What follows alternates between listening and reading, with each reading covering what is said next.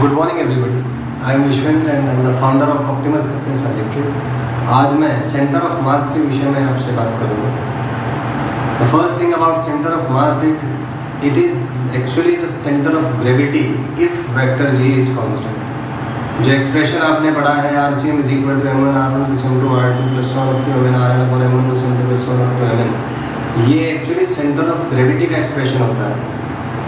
Centre of gravity वो point होता है किसी रिजिड बॉडी में जिस पॉइंट के अबाउट ग्रेविटेशनल फोर्सेस का नेट टॉर्क जीरो होता है। उस नेट टॉर्क को जीरो करने के बाद ये रिजल्ट हमें प्राप्त होता है। तो अगर एक्सेलरेशन ड्यू टू ग्रेविटी को हम कांस्टेंट मान लें तो यही एक्सप्रेशन सेंटर ऑफ मास का भी होगा, वहाँ से ये रिजल्ट आता है। तो इसके बारे में कुछ पॉइंट्स हम डिस्कस करेंगे। This is the first thing, this is same as the centre of gravity if vector G is constant. मान लीजिए मेरा कोई ये सिस्टम है डिस्क्रीट पार्टिकल्स का जिसमें n पार्टिकल्स हैं। This is particle 1, this is particle 2 and this is particle nth। Masses are m1, m2 and mn।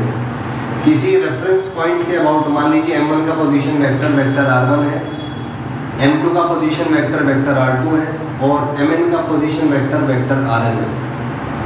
तो रिजल्ट जो है सेंटर ऑफ मास का, क्योंकि रिजल्ट सिलेबस में नहीं है आपके, लॉजिक मैंने बता दिया आपको कि नेट ग्रेविटेशनल टॉर्क को आप जीरो कर दीजिए। सो वहाँ से रिजल्ट आता है कि vector RCM is equal to m1 vector r1 इसका मास मल्टीप्लाइड बाई जो इसका पोजीशन वेक्टर है plus m2 position vector r2 plus so on mn position vector rn। मैं फिर रिपीट करूँगा, फर्स्ट पार्टिकल इसका position vector plus second particle इसका position vector, इतने जितने जो भी पेयर्स हैं आप उनको ऐड कर लीजिए, डिवाइडेड बाय जो मासेस हैं उनको आप ऐड कर लीजिए।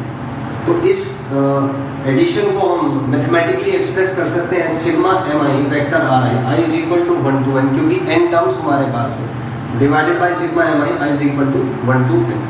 सो this is for a discrete particle system. I think ये आपको क्लियर हो गया होगा। कई बार हमें एक कॉन्टिन्यूस बॉडी दी होती है, जैसे कोई rod, disc, ring, solid sphere, monosphere, cylinder. तो उसमें हम क्या करते हैं, छोटा सा एलिमेंटल पार्टिकल मानते हैं जिसका मास dm है और जिसका पोजीशन वेक्टर r है। तो आप जानते ही होंगे कि समेशन और इंटीग्रेशन इक्विवेलेंट होते हैं। तो अगर हमारे पास कोई कॉन्टिन्यूस पार्टिकल सिस्टम है तो उसमें सिग्मा की जगह हम इंटीग्रेशन का यूज करते हैं, because basically integration is all about addition in a continuous way. तो यहाँ से हमने सिग्मा को रिप्लेस कर दिया सिंपल इंटीग्रेशन से, लिमिट लगाई 0 से